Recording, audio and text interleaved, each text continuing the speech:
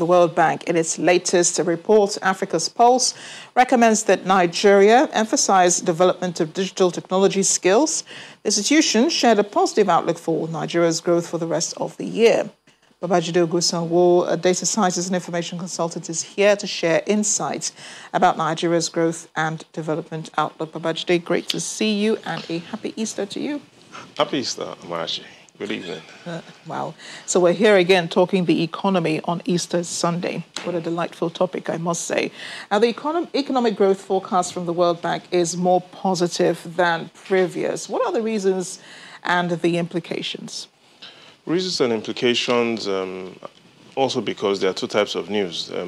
There's the good news and then there's the bad news.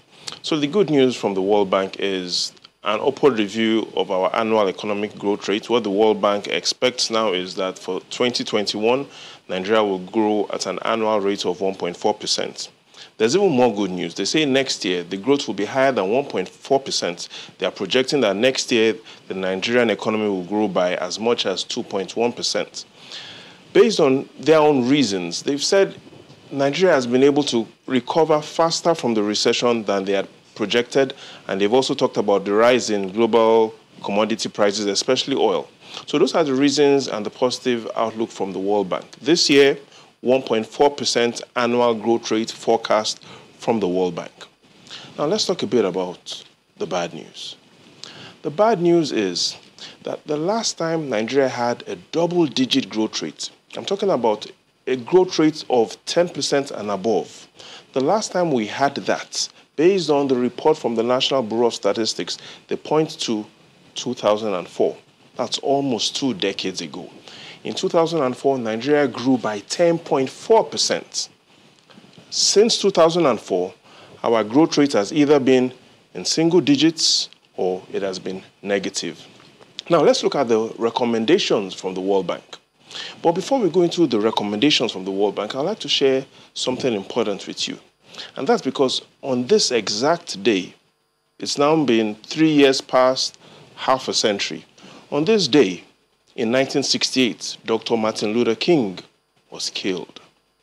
Now, tonight, I don't want to really focus on the killing of Martin Luther King. I want to talk about the things we as Nigerians need to kill in our mind to achieve those sort of growth rates. We need to kill in our mind that our traditional development models will take us to the promised land. We need to kill that producing 2 million barrels per day is sufficient for the country.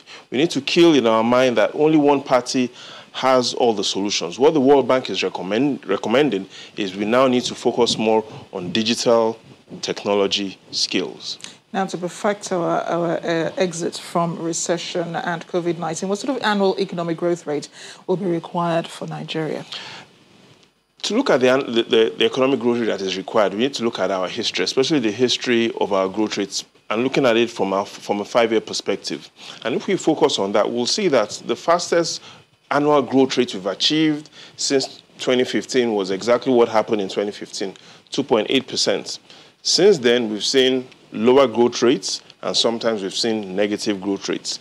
Based on your question, the minimum standard, because of our population growth rates, the minimum standard we'll be expecting is a 3% annual growth rate. With a 3% annual growth rate, we'll see some moderate improvement in the standard and quality of life for the common man. What role, then, does big data play in economic growth and development?